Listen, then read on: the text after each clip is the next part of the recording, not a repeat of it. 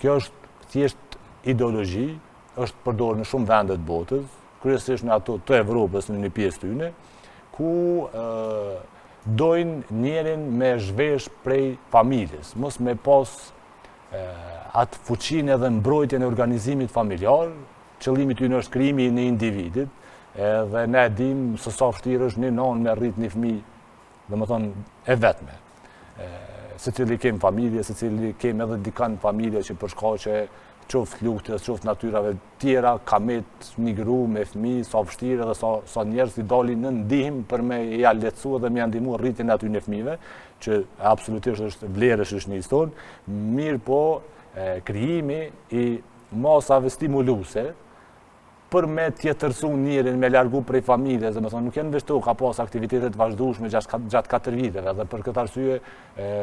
dhe me thonë, unë kom deklaru çdo herë që problemi ka me qenë i jashtëzakonisht i madh ideologjik me këtë qeverisje, për shkak që familjen, njerin, edhe venin, edhe shoqërinë e shem ma ndryshe se sa që kemi organizimin shoqëror në si vend dhe shumica e vendeve. Kjo ndikon në ulljet natalitetit, kjo ndikon në largimin e organizimeve të përbashkëta familjare, gjithçka, thjesht shumica e politikave janë politika të cilat e largojnë njeriu prej njeriut, dhe qëllimi i pushteteve pastaj është që tu e kriju si individ njeriu, pa shoqëni, pa rreth, pa familje, pushteti çdo herë e dirigjon, e kontrollon, e udhëheq ka do që dënë shumë letë, ne e shohim si cilin mas, si cilin veprim që kjo qeverisje ka marrë, fillimisht, e ka bo presionin që me hek prej fuqisë edhe me hek prej besimit ato që cilin ja ka dhonë, pastaj kur e ka shtetë, për murit shtë, ja ka jep një ndihmës, një diçka, 4 vjetë ka luftu çështjen e familjes, në fushat, shkon jep 100 euro, jep ato, që donë me bleqat dignitetin me pare, sepse edhe materiali është ajo që të bën me harru pak për një periudhë caktuar, por që mas zgjedhjeve ta bjen prap kodin civil, e bjen prap ligjin për me ndryshu gjinin, kthehesh në realitet. Fatkeqësisht ka pas shumë individ cilët ju mbashku këtij rrugtimi. Po megjithatë, a mendon që mund të kaloj edhe kësaj radhës duke pa edhe përbërjen e grupit parlamentar edhe të vetëvendosis, themi, për shkak të ka aty edhe deputet cilët edhe mandatin e kaluar bashkë me ju e kanë kundërshtu këtë, ka deputet që janë tash të ri që po ashtu kanë bindje kundër, madje edhe në këtë studio timen. Unë shpresoj që ata të ruajnë bindjet e mos t'i kthejnë bindjet në kalkulime politike. Për shkak që për mu në aspektin e trajtimit të gjithë deputetëve të grupit parlamentar të Vendosjes janë njëjtë. Nuk i ndoj ajo ma praktikues, ajo ma kundërtina, sepse kanë garu në fushat zgjedhore me këtë plan program. Edhe me thonë drejten, në këtë pikë, Vetëvendosja ka qenë sinqert, nuk u tërheq asnjëherë prej qëndrimeve as për kodin civil, as për ndrimin e gjinisë, as për fertilizimin. Këta tjerë kanë vazhduar me mbështet edhe me u bë pjesë atij organizimit politik që për mu e kanë pranu statutin e lëvizjes Vetëvendosje. Unë jam largu pikërisht për shkak të atij statuti dhe për shkak të këtyre veprimeve të cilat i ka bërë që nuk kanë qenë kur unë jam antarësuar dhe kur unë jam angazhuar. Që të ka ndryshuar rrugës? Absolutisht po, nuk ka asnjë dokument ose veprim ku kryeministri ka deklaruar publikisht që po kemi me shty këto, kemi me bë këto, deri në vitin 2022 kur e bjen kodin civil në kuvend edhe vazhdon me mbështet pastaj edhe me dalën parade edhe gjitha. Ai tashmë e ka pjesë të agjendës që unë e kundërshtoj politikisht, po unë nuk më i thonë që jetë të i mashtru njerëz, se në fakt nuk është të i mashtru, a ju ka të regu njerëz që e kanë bështet, u dash me ditë që këto agenda, ajo kam i shty për para, sepse i ka pjesë statutit edhe pjesë programit i nacionalist. Njerëz që janë bashku për me përfitur, qoftë një mandat, qoftë një të mirë, qëfar do qoftë aje, pushtetit apo materiale, me menimin hajtë se nashta si vjen, atëherë kanë gabu, edhe metët me u pa që kanë me qenë veprimet e tyne. Angazhimi jam ka me qenë që me kundërshtu, mos me u leju këto me kalu në kuvend, me gjithë potencialin, kapacitetin që unë munde me pas në kuvend, qoftë ato edhe ma radikale, po thëmë, edhe ka me u angazhu që me rritë sa ma shumë informimin tek qytetarët tek masa që edhe qytetarët më bu pjesë e kundërshtimit edhe me prani fizike, edhe me aktivitete tjera të përditshme për shkak që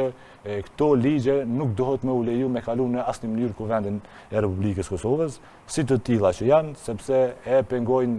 zhvillimin e shoqërisë, e pengojnë vendin tonë, e pengojnë familjen tonë, e cenojnë dinjitetin tonë. Se e përmendet të një ndërhyrje, e përmendet edhe veprime tjera radikale. Çfarë mund të jenë ato që për të penguar, themi, mosmiratimin e tyre? Si cilin veprim i cili ma mundson me ndalu në kuvend, qoftë brenda, qoftë jashtë, pa marrë parasysh pasojave të mia personale, ka me përdorë për me ndalu këto veprime miratimin e këtyne ligjeve. Unë besoj fuqishëm që reagimi qytetarë ka me qenë shumë i madh edhe ka me u detyru, qysh është detyru shumica e deputetëve me votu kundër. Fatkeqësisht, shumica e deputetëve me bindje janë kundër këtyre kodeve, mirë po për shkak të servilizmit edhe frikës, humbjes pushtetit edhe pozitave, ata rreshtohen në mënyrë verbshme ndaj iniciativa dhe ndaj një agjendës e tillë. Kjo për mua më shqetëson jashtëzakonisht shumë edhe më pegon në aspektin e dinjitetit edhe njerëzor, sepse gjithë këta deputet këto janë të javë servu fëmijëve tyne. Dhe thonë, ne e pamë se çka kenë edhe çka dashten me bo me doracakun. Dhe thonë, ai doracak është pjesë e krejtë kësaj agjende, dhe me thonë, cilën fatmirësisht unë dalë në një mas, po fatkeqësisht janë eduku 2000 mësimdhënës me atë doracak, cilët vazhdojnë dijen e tyne me shpërndau tek nxënësat në shkolla. Edhe ka me pas efekte dhe po ka efekte në disa shkolla, cilat po marrin raportime me aktivitetet e tyne, cilat kanë bojnë direkt me dinjitetin e fëmijëve, me rrezikun. Si pasojat i doracaku? Absolutisht po. Si pasojat doracaku, sepse doracaku ka qenë i dedikuar për mësimdhënës, edukimin e tyne në transmetim tek fëmijët. Tash doracakun fizikisht e ka hek, pa e ka kry punën e vetë. Nëse doracaku shkon me a jep dijen mësimdhënësit, ja ka jep dijen mësimdhënësit. Informacionet që çka dosh me shpërndate. Absolutisht po, i kanë kry trajnimet ata mësimdhënësa. 2000 mësimdhënës i kanë përfundu trajnimet me atë doracak, kanë marrë një orit, edhe përmes planëve ndryshme ata kanë pas me i fut në përdorim tek nxënësit, me ju shpjegu mënyrën e edukimit seksual, po ai nuk është edukim seksual, ai është ngacmim seksual i fëmijëve direkt, dhe për ato do duhej me pas veprime ligjore, sepse janë, domethënë, shkeljet ligjeve edhe janë vepër penale, ajo çfarë kanë provu me bë dhe çfarë po bojnë në disa shkolla, disa mësimdhënës,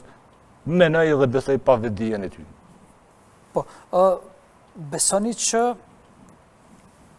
se tek e vunit ju po thoni që si kanë servilos, por mendoni që po e përdor si dyfisht edhe këtë insistimin për t'i miratu, por duke i lënë kandidat për deputet e duke u rizjell deputet edhe ata cilët e kanë kundërshtuar mandatin e kaluar, po do që mos e miratoj këtë kurti dhe tjetë mirë edhe me Bashkimin Evropian që po e kërkon miratimin në një gjëret e tillë, por edhe pastaj me qytetarët kënej të cilët deputet janë vendimarrës dhe me tonë drejtën, unë e thash edhe më herët, në këtë pikë, tashmë zotëri Kurti është transparent, nuk i kam shef, edhe ai në kuvend. Gjithashtu nuk ju ka hakmor aty në deputetëve cilët nuk e kanë mbështet. Ata cilët nuk i kanë ndryshuar qëndrimet ju ka hakmer sa ka qenë atë. Misar Korenicën e ka shkarku për i kryetarit qendrës në vitin 2022, në momentin që nuk e ka votu kodin civil. Janë edhe disa deputet që ata kanë vendosur me qëndru aty, që unë s'kam nevojë më për emrin, që i ka shkarku për i pozitave pse nuk e kanë votuar. Asnjë deputetit